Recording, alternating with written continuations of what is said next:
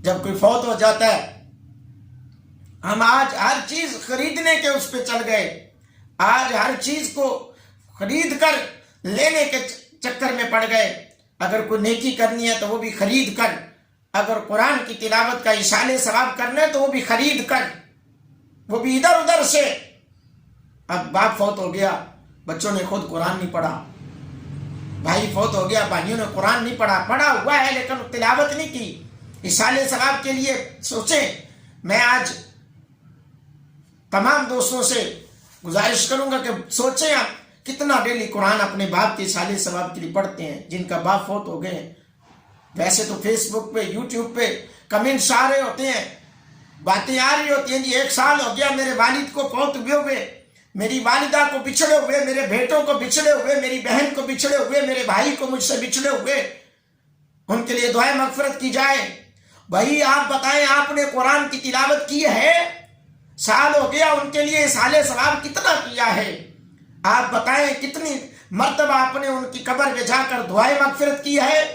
کتنی مرتبہ جا کر آپ نے مسجد میں بیٹھ کر یا گھر میں بیٹھ کر پورا سپارہ پڑھا ہو، یا پورا قرآن پڑھ کے پورے سال میں قرآن پاک نہیں پڑھا جاتا؟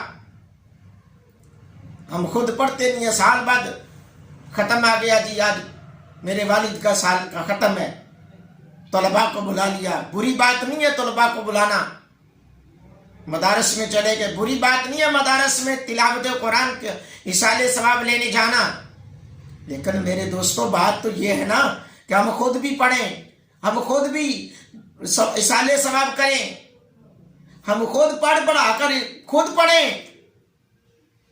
آج ہر بندہ، ہر ایک کی کوشش ہوتی ہے کہ میں ادھر سے لے لوں، ادھر سے لے لوں، گھروں میں سپارے بانٹے جاتے ہیں، بری بات نہیں ہے گھروں میں لے کر پرچیاں بانٹنا، لیکن میری ماں بہنوں، بیٹیوں، آپ بھی پڑھو، اپنے بچوں سے کہو کہ آپ کے دادا جان کا سال کا ختم آ رہا ہے، آپ کے نانا جان کا، آپ کی نانی جان کا، آپ کی پھپھو جان کا، چاچا جان کا۔ یہ تو رشتے ہی آج کل بھول گئے ہیں لوگ، انکل آنٹی، بس رشتوں کا تقدس بھی بھول گئے۔ آج ہمیں ضرورت ہے، میری باتیں کڑوی ضرور ہے، گریبانوں میں جا کے ہم ڈیلی کتنا قرآن پڑھتے ہیں، کتنی ہم نے 5 وقت کی نماز تو پڑھتے نہیں ہیں، قرآن کی تلاوت کرنا تو بڑی دور کی بات ہے۔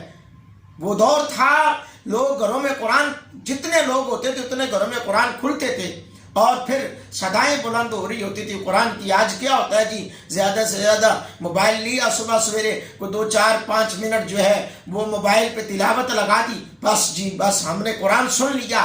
ارے بھائی آپ نے قرآن پڑھا ہوا ہے، اس کو پڑھیں، اس کی تلاوت کریں، لوگوں کو بتائیں کہ قرآن پڑھا کریں، اپنے بچوں کو تربیت دیں، قرآن کی تلاوت کرو، اٹھو نماز پڑھو۔